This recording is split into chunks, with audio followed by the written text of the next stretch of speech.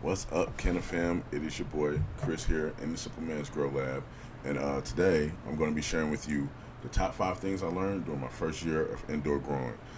If you like the content on the channel, please smash that like button, smash that subscribe button, and hit that bell notification just so the algorithm can alert you to whenever I drop new videos. And yeah, let's get into the content.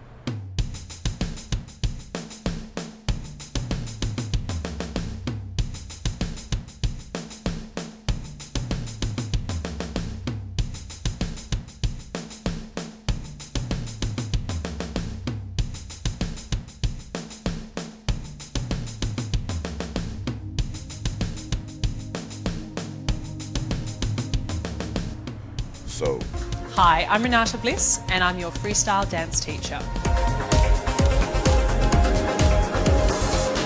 number one. Number one is genetics.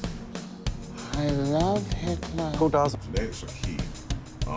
Whether it's cannabis, whether it's store-bought fruit, whether it's anything that you're growing, anything that you're eating, anything that you're putting inside your body, the genetics of that thing matter. Otherwise, you're just an inert chunk of randomly assembled molecules drifting wherever the universe blows you. And I would suggest that if you are into cultivating your own cannabis, if you're into growing your own food, check to see where this is coming from. I know in most garden centers where you can get plants or where you can actually get seeds, they have the information on the back. It's USDA approved. It'll say non-GMO if it's non-GMO. And I would suggest strictly organic seeds. I actually buy my seeds for most of my plants online. What is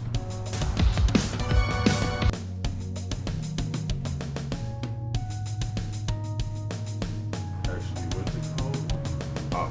True Leaf Market. It's True Leaf Market. I get all my seeds from True Leaf Market, and I get some of my products from Grow Organic.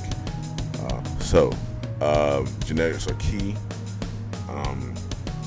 If you're going to grow any fruits or vegetables and you get this produce from the store, you can grow all of that. You can grow berries, pineapples, apples, anything that you eat from the store that is organic, non-GMO can be grown in a garden.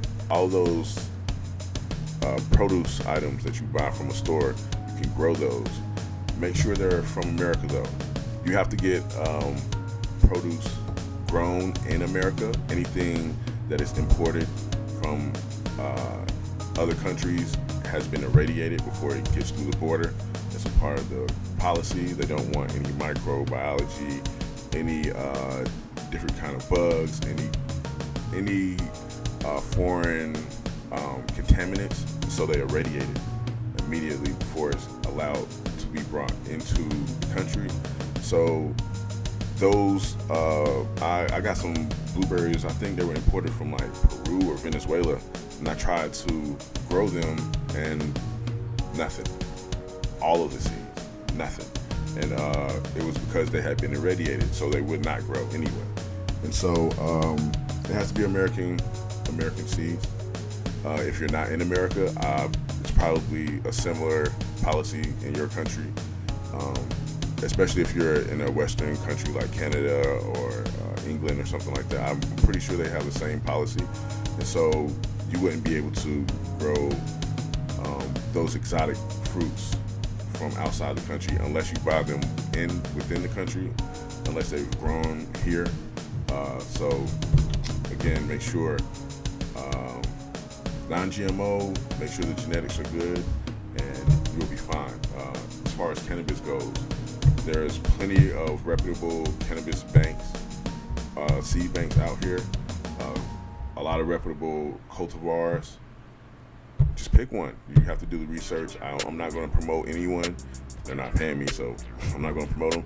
But I would say just do your research online and see who you think is the best fit for you and who meets your needs and demands, and go from there. So continuing on. Number 2, micronutrients. Micronutrients are just as important as macronutrients. And not only are they just as important, but the balance of your nutrients in your soil is very important. You cannot have more of course you'll have more micronutrients, but without more macronutrients, but without the micronutrients that are needed, things like sulfur, things like what else? Iron, manganese. You need that in your soil so that your plant can uptake those necessary nutrients to keep its health, to keep disease at bay, to also keep pests at bay. Have natural defenses against pests. And one of the natural defenses for cannabis against pests is for the trichome production to just boom.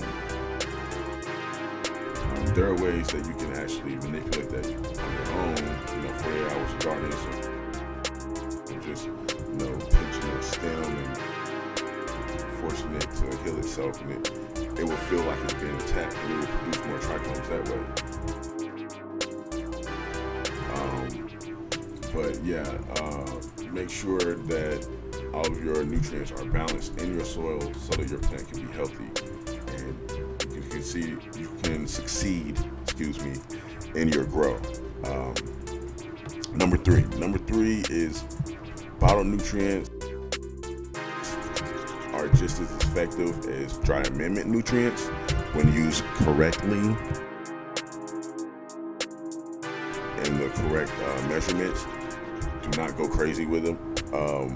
And I would also encourage you to use only organic bottled nutrients, only organic anything, honestly, because why would you want something that's genetically modified or something that's full of chemicals?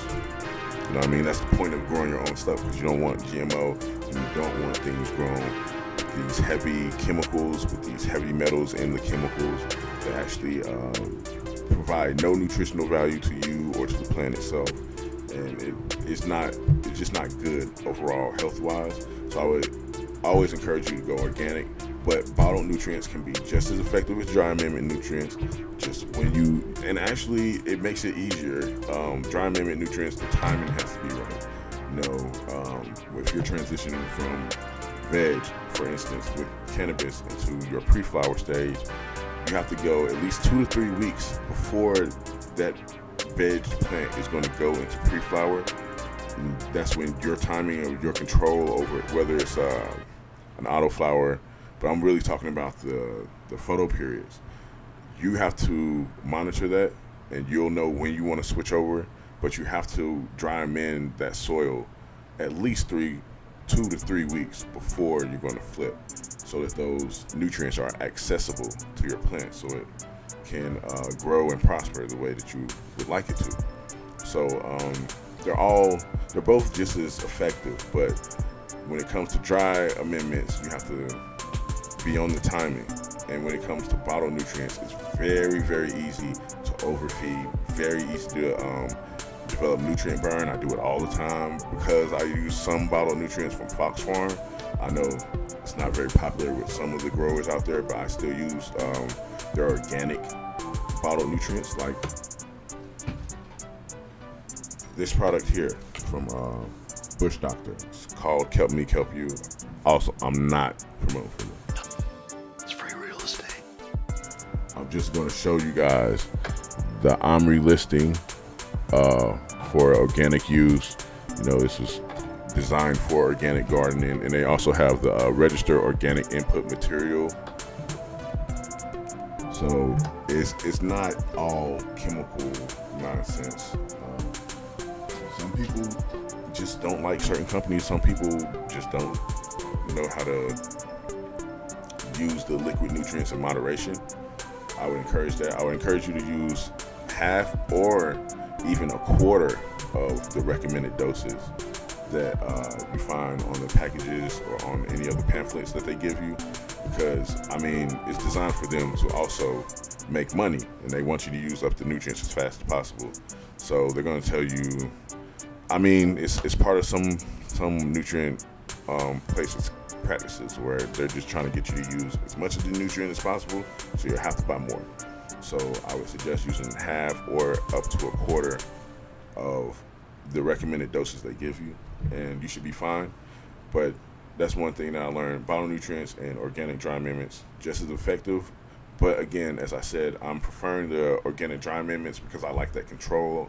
I like the timing that's involved, and I like that it's not as harsh as the bottle nutrients can be, and it's not as hard to. I mean, it's not as easy to burn your plants with the dry amendments, in my opinion. So yeah. Number four.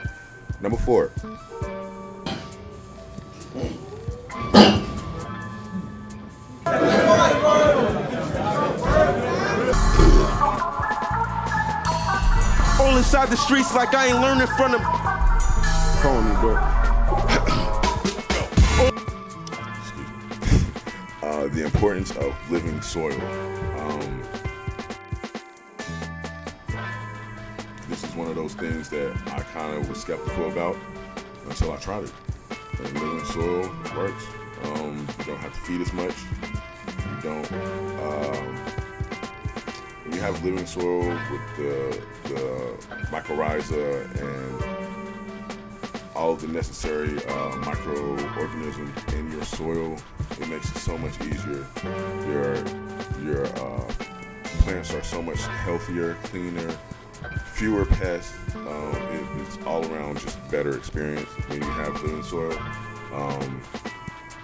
And I would encourage you all to check out some of the channels on YouTube that promote living soil, that will teach you how to actually grow your own. And I'm planning on doing the same. I just want to get my methods down to a science. Yes, science! To where I can replicate it over and over and over.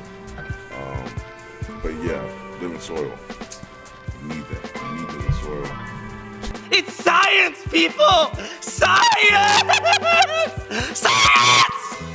Get the best product that you can get out of any plant that you grow. It doesn't matter if it's a tree. It doesn't matter if it's sage. It doesn't matter if it's any of that stuff. If you want the best and healthiest version of that plant, I would encourage you to invest in ways to improve the environment so that you can accommodate living soil, and just educate yourself on the necessary microorganisms and the fungus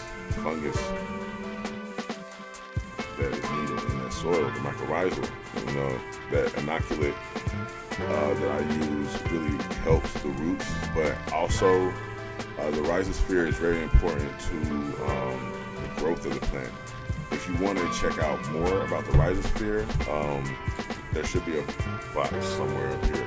You can click to actually check out my video discussing. It's a very long video, by the way, but check out my video discussing the rhizosphere and its importance and the amazing things that I learned, you know, while actually studying and researching the importance of the fungus in the ground to the plant, and the relationship that they have is crazy. It's crazy. That there's some kind of electrochemical communication between the roots of the trees, like the synapses between neurons.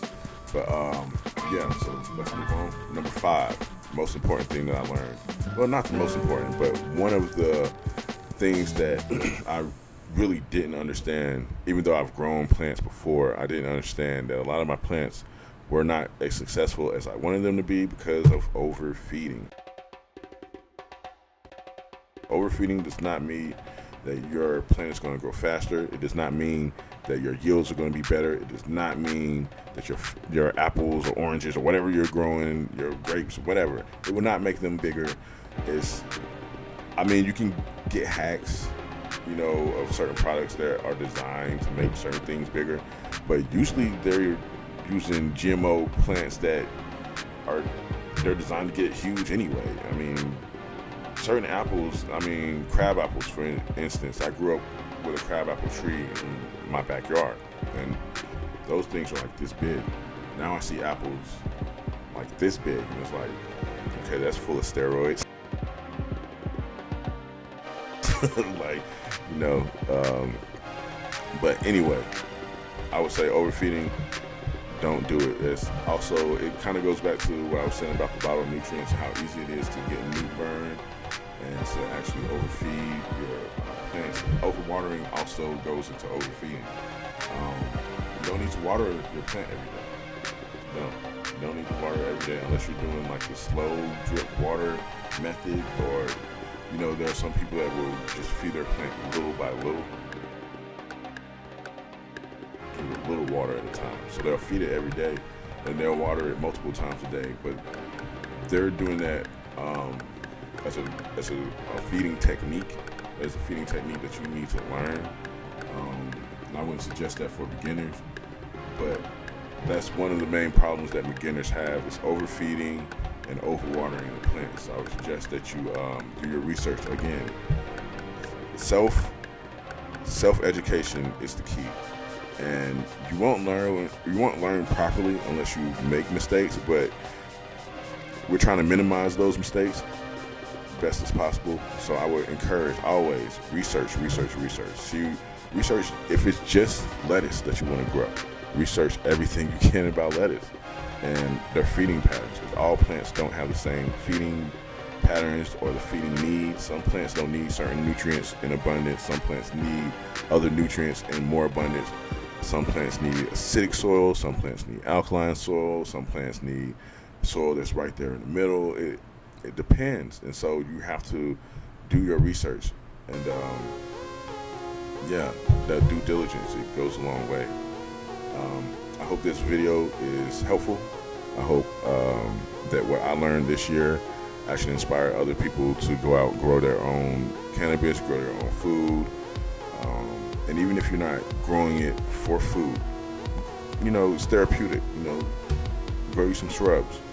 You know what I'm saying? Get some flowers going. Just do something with your hands that will take your mind off of the troubles in the world. And you know what I'm saying? We all just came out of this pandemic, and we all need therapy. We all need therapy. We can all act like we're fine. We're not all fine. I would encourage you to, as a way to meditate or just to take your mind off of things, start growing something. You know what I mean? Just I would encourage you just grow some flowers just because they're beautiful, not because you want to sell anything or grow anything or anything. Just do it for the therapeutic side of it. It will help you out. It's helped me out. And so I hope this video is helpful. I know it's kind of long. Well, I don't know how long it is. Pretty long enough. But no, this is pretty long. But I hope it's helpful, and I hope that you all learn something from it, and I hope that you all are encouraged to grow your own. Shout out to all my subscribers. I encourage you guys to head over to my new Patreon. If you click on my channel page, on the banner, there are links to all of my pages, from DistroKid, which is the music page, all the way to Spotify, Facebook, Instagram. Click on those links, and those are my other places where I'm going to be, delivering content. On DistroKid and Spotify, follow me if you're into music, instrumentals, beats. I'm going to be dropping an EP soon. I have a couple singles on Spotify, and so just show me some love there. I would really appreciate it. If you are a content creator and you would like background music, beats, whatever, if you make music, if you're a rapper, songwriter, anything, again, I make beats. I have hundreds of them here on my hard drive. It makes no sense for them to just sit here. If you're interested, hit me up. Hit me up on Facebook or Instagram, ShroomSage1989 or Mobius1989, and I will be able to send those stems to you, send you songs, anything that you need. And I appreciate all the love and support, and hope this is helpful again. If so, show me some love, you know what I'm saying? Those necessary buttons, You know what I'm saying? Just share so we can all become independent, not just financially, but you know, as far as our food and everything goes. I encourage that amongst everybody. But yeah, so hope you all enjoy.